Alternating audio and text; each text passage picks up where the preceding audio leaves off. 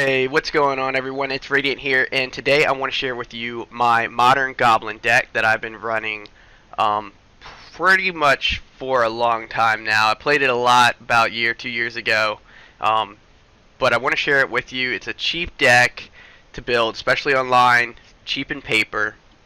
A great deck to use if you're trying to look to get into modern.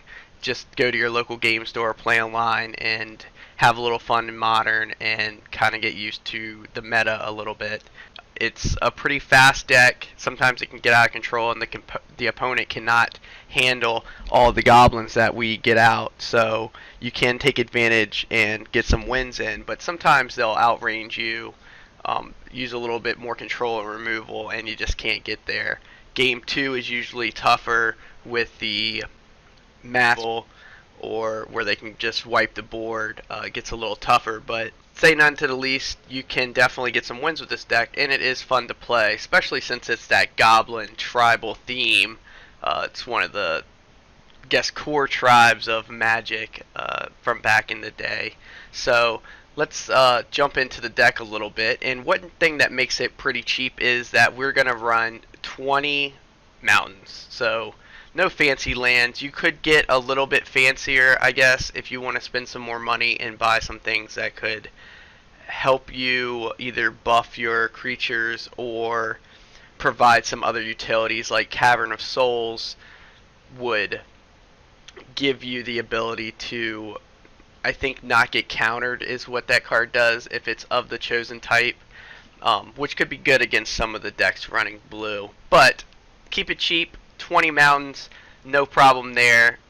It would suck to have a different type of land to try to do another strategy, and you can't cast your goblins, especially since some of these have the double red in there, and modern is a quick format.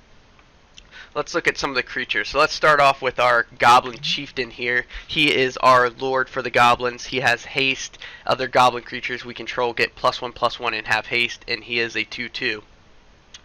This is our big turn 3 play.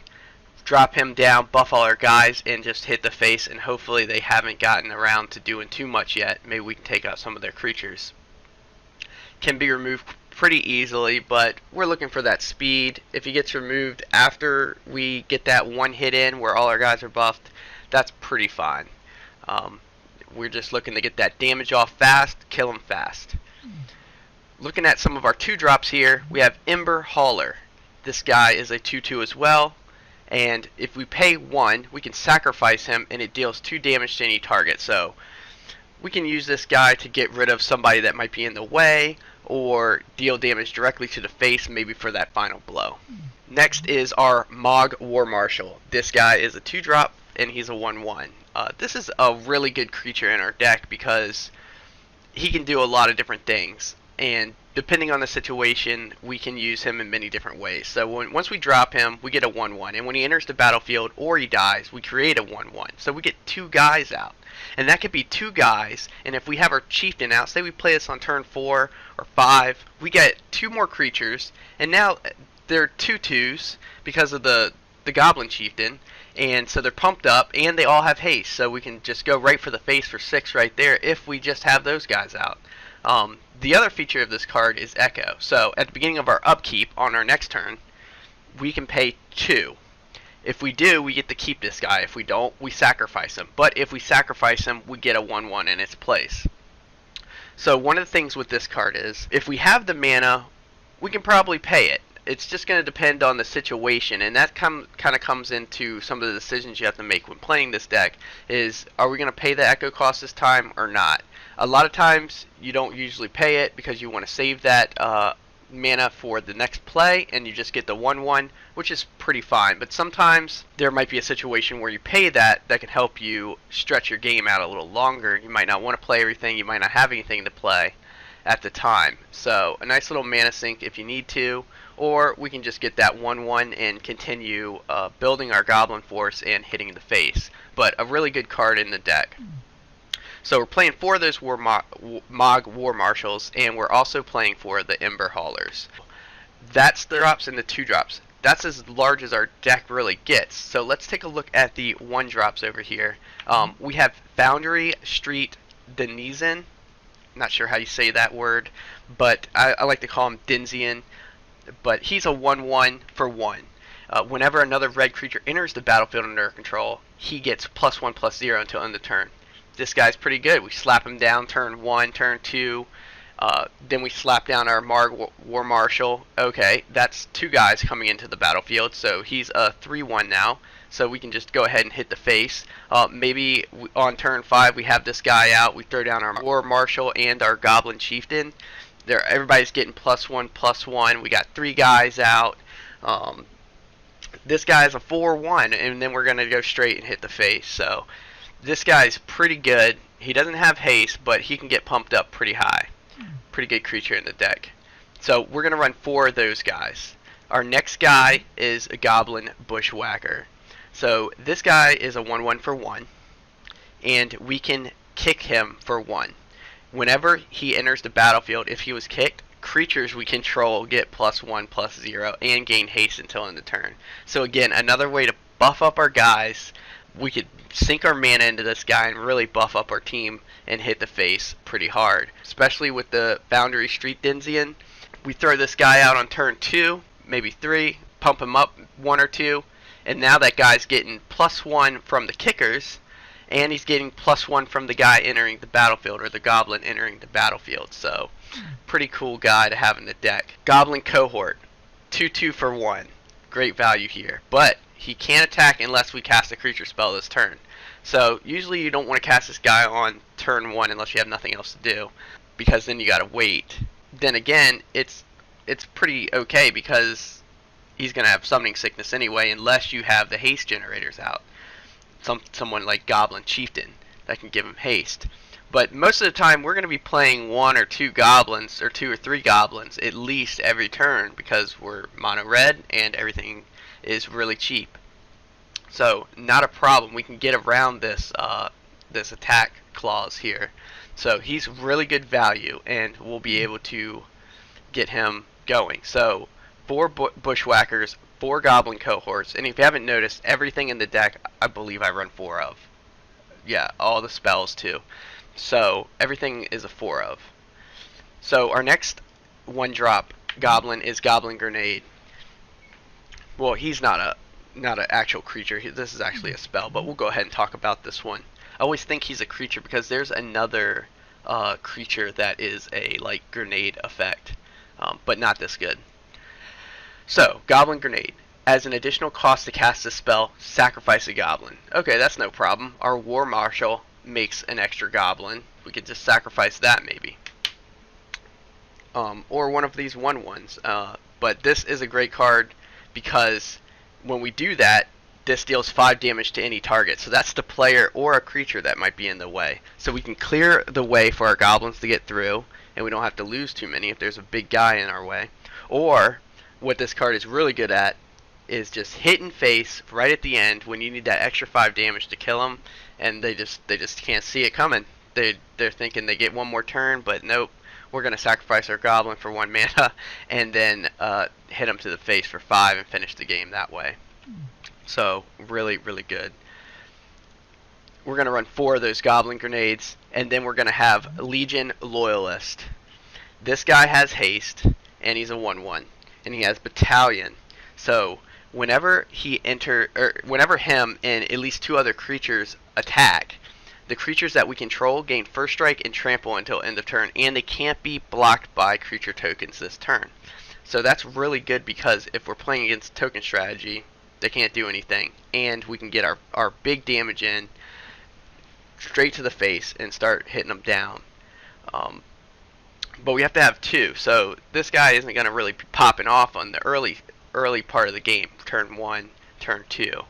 Maybe turn 2 if we drop this guy, we can attack with him and another guy. Well, we need at least 2 other creatures. It doesn't look like he counts. I don't think he counts. So I'd say turn 3 is where this guy really shines. But hopefully when we cast this Legion Loyalist, we also want to have some of the buffs going too, so where our creatures are a little bit bigger.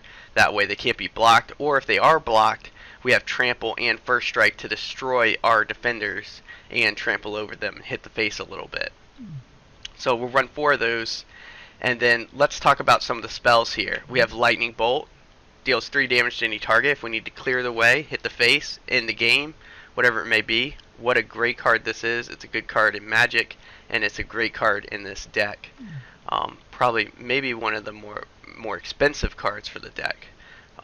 We'll run 4 of those Lightning Bolts, and then we're going to run 4 Dynacharge. Target creature you control gets +2/+0 until end of turn, and we can overload it, and that's really good because for 4 mana we can give all our team +2/+0, and think if we have the Legion Loyalist out, that'll buff them all up, and now we have Trample in case anybody's in the way. This card can also help be a finisher in the game.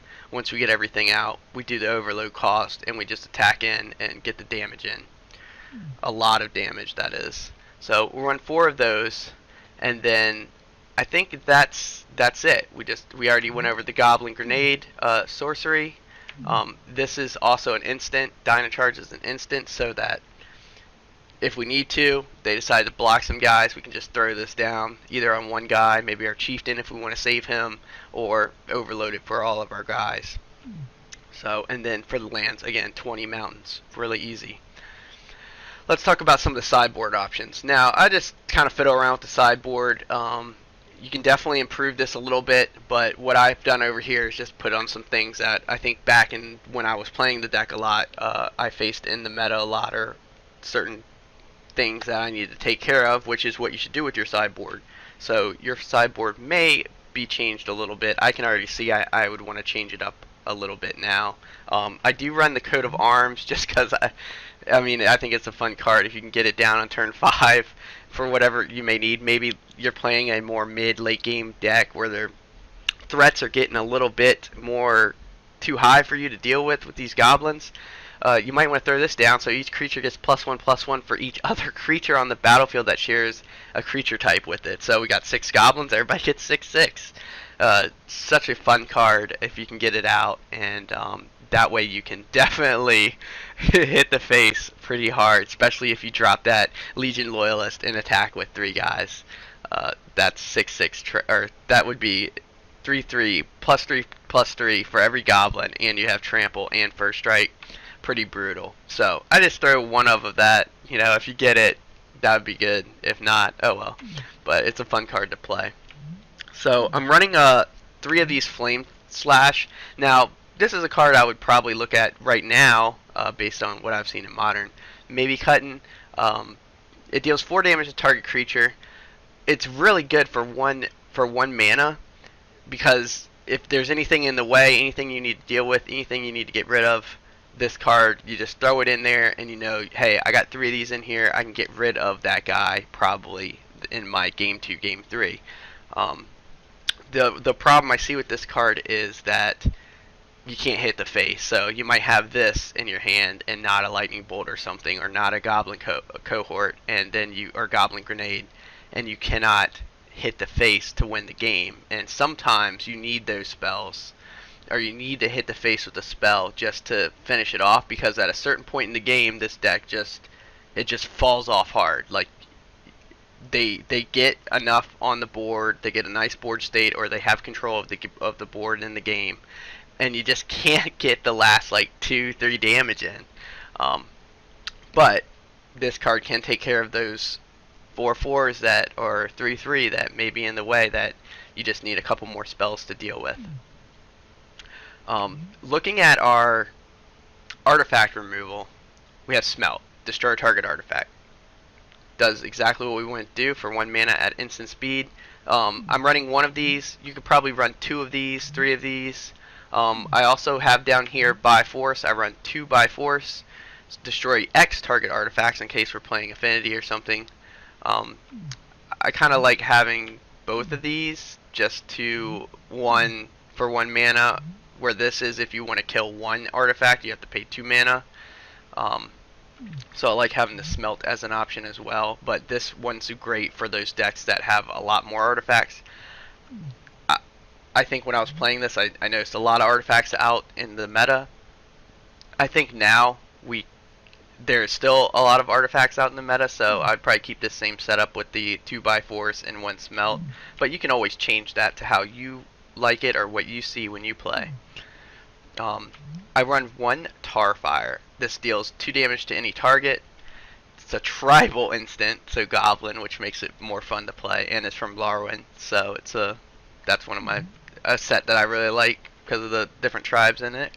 But another good card to have just to throw in case you need an extra spell. Sometimes you just can't get them down far enough and your creatures can't get through anymore. You just need another spell to hit them to the face. So I just run 1 of those. You could probably add another one if you wanted to, or if you're feeling like that happens a lot more often, where you just need that extra 1 or 2 damage to finish the match off. You could add a couple more of these. Reckless Bushwhacker. He's 3 mana, so he's pretty hefty cost for our deck and what we're trying to do. He's a 2/1, so he can be killed pretty easily, but he does have haste. So once he comes in, we can go right away and attack. So when he enters the battlefield, if the Surge cost was paid, which is 2 mana, other creatures we control get +1/+0 and gain haste until end of turn. So that is pretty good if we do the Surge cost too, which is 5. So that would be a lot of mana for our deck. Why wouldn't we just play Coat of Arms at that point? But he does buff our guys, so if the other team's going a little wide and we're evenly matched, this would be really good, so that way we can buff our team and hopefully either kill the other wide team or get a lot of damage to the face. Also, this card is pretty good for some of those mid-range matchups where you need a little bit more damage. You could probably have 4 of these in the sideboard. Not sure why I had so many in the sideboard back then when I was playing this deck a lot, but I probably had a good reason. But I would say maybe you could cut 1 or 2 of these from the sideboard to add some other cards that may help you out. Fiery Temper for 3 mana. You can deal 3 damage to any target, so to the face or to somebody that's in the way. And why I run this card is for the madness of 1 mana. So if you're playing one of those black decks that are making you discard, you can use this card and then just deal some more damage to a creature or to the face. I would probably say it'd be a good idea to maybe remove 1 Reckless Bushwhacker, maybe even 2 of those, and put in 2 more Fiery Tempers. That way you have a couple more spells in case you need to just get there. Or you can, I've seen a lot of those discard type decks in the meta, or at least when I play. So I'd like to have a couple more of those. That's probably something I'm going to look to do here soon. And then I run 2 Krenko Mob Boss just because this creature is freaking awesome. It is 4 mana. He's a 3/3, but when we tap him, we can create X 1/1 red goblin creature tokens, where X is the number of goblins we control.